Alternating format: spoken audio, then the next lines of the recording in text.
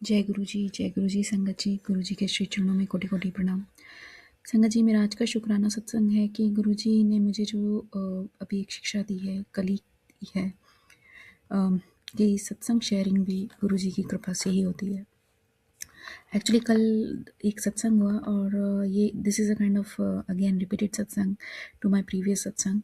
मैंने गुरुजी से एक बार कंसर्न शेयर किया था कि गुरुजी नए लोग जो भी आ रहे हैं संगत जी में, संगत परिवार में, तो उनको प्रोटोकॉल्स पता होनी चाहिए, संगत की रूपरेखा पता होनी चाहिए, ताकि वो गलतियां ना करें और समय व्यर्थ ना करें। उनको मतलब गलती करके सुधारते हैं मगर फिर वो थोड़ा टाइम निकल जाता है। तो रादर देन उसको ये सब करने में वो डायरेक्ट अपना सही रास्ते पर चले, ताकि फास्ट प्रगति करें अपने मार्ग में, चाहे वो कुछ भी हो, चाहे स्पिरिचुअल हो या अपना फिजिकल हो, जो यहाँ का अपना मटेरियलिस्टिक वर्ड है, उससे रिलेटेड कोई भी बात हो। तो खैर गुरुजी ने उसका एक सॉल्यूशन निकाला और बहुत सुंदर निकाला कि गुरुजी ने खुद ही से व्यवस्था कर दी।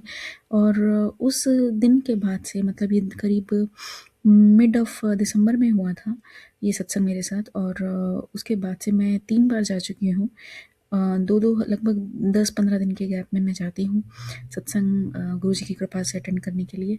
तो मतलब हर बार आप ये कह लीजिए, कल का जो मेरा सत्संग था वो तीसरी बार मैं अटेंड कर रही थी। और पहले मैंने 25 दिसंबर को किया, फिर मैंने 1 जनवरी को किया, और फिर मैंने कल किया 11 जनवरी को।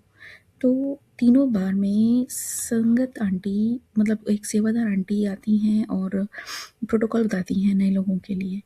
तो जब भी वो ये प्रोटोकॉल वर्ड देती हैं तो मेरे को एकदम से स्ट्राइक होता है कि मैंने गुरुजी से कंसर्न शेयर किया था और गुरुजी ने उसकी व्यवस्था कर दी, अब मुझे कुछ बोलने की आवश्यकता नहीं है।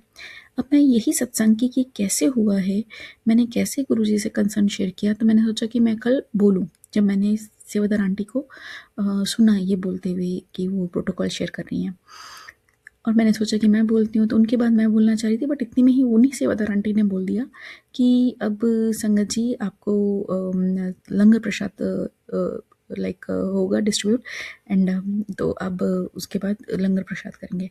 और गुरुजी का एक वचन, मतलब मैंने एक सत्संग सुना था, सॉरी वचन नहीं सत्संग सुना था, उसमें था कि जब लंगर करते हैं तो बिल्कुल चुपचाप साइलेंटली करते हैं लंगर प्रसाद, साइलेंटली ग्रहण करना चाहिए, क्योंकि उस समय काफ़ी देवी देवता भी आते हैं और ग्रहण करते हैं।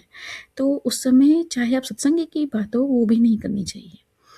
तो जब उन्होंने लंगर बोला तो मेरे को लगा कि गुरुजी की इच्छा नहीं है, उनकी आज्ञा नहीं है अभी मेरे को ये सत्संग शेयर करने की, तो मैंने छोड़ दिया। तो गुरुजी ही गाइड करते हैं कि कौन सा सत्संग शेयर होगा और कौन सा नहीं होगा।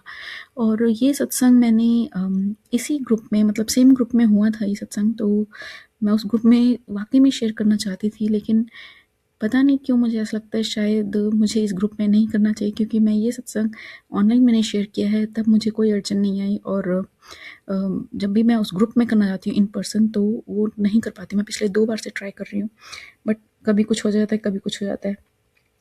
तो खैर इससे यही पता चलता है कि गुरुजी की आज्ञा नहीं है, मैं यही मानती हूँ, और जब गुरुजी आज्ञा देंगे तो तब करेंगे।